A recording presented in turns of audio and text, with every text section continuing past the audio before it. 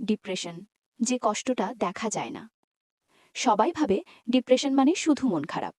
না, ডিপ্রেশন মানে এমন ক্লান্তি যেখানে ঘুমিয়েও বিশ্রাম মেলে না। ডিপ্রেশন মানে হাসতে হাসতে ভিতরে ভেঙে পড়া। একজন মানুষ বাইরে থেকে একদম স্বাভাবিক, কাজ করছে, হাসছে, পরিবারের সাথে কথা বলছে, কিন্তু ভেতরে ভেতরে সে প্রতিদিন যুদ্ধ করছে। ডিপ্রেশন সবসময় কান্না না, অনেক সময় এটা নিঃশব্দ হয়ে যায়। আপনি হয়তো লক্ষ্য করবেন সে আগের মতো আগ্রহ দেখায় না, বন্ধুদের এড়িয়ে চলে, ছোট কাজও বড় বোঝা মনে হয়। সবচেয়ে ভয়ঙ্কর অংশ, সে নিজেও বোঝে না তার কি হচ্ছে। সেভাবে আমি এত দুর্বল কেন, আমি কৃতজ্ঞ না, আমার তো সব আছে। কিন্তু ডিপ্রেশন যুক্তি মানে না। এটা মস্তিষ্কের রাসায়নিক ভারসাম্য, চাপ, ট্রমা, একাকিত্ব সব মিলিয়ে তৈরি হওয়া এক অদৃশ্য ঝড়। ডিপ্রেশনের মানুষ অলস না, নাটক করছে না, মনোযোগ চাচ্ছে না, সে শুধু ক্লান্ত।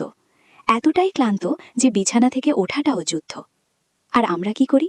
আমরা বলি, এত ভাবো না, নামাজ পড়ো, ঠিক হয়ে যাবে, পজিটিভ হও। কিন্তু সে চেষ্টা করেও পারছে না। একটা কথা মনে রাখুন, ডিপ্রেশন ইমানের দুর্বলতা না, চরিত্রের দুর্বলতা না, এটা একটা মানসিক স্বাস্থ্য সমস্যা। যেমন জ্বর হলে ডাক্তার লাগে, তেমনি ডিপ্রেশন হলে সাহায্য লাগে।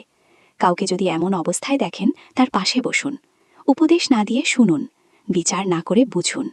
কখনো কখনো আমি তোমার পাশে আছি, এই কথাটাই জীবন বাঁচায়। আর যদি আপনি নিজেই এই অবস্থায় থাকেন, জানবেন আপনি একা না। সাহায্য চাওয়া দুর্বলতা না, এটা সাহস। বিশ্বাস করুন, এই অন্ধকার স্থায়ী না। ধীরে ধীরে ছোট ছোট পদক্ষেপে আবার আলো আসতে পারে। শেষ কথা, মানুষের হাসির পিছনে গল্প থাকে। সব যুদ্ধ চোখে দেখা যায় না। আজ একটু খোঁজ নিন, কারো আমি ভালো আছি কথাটা সত্যি কিনা।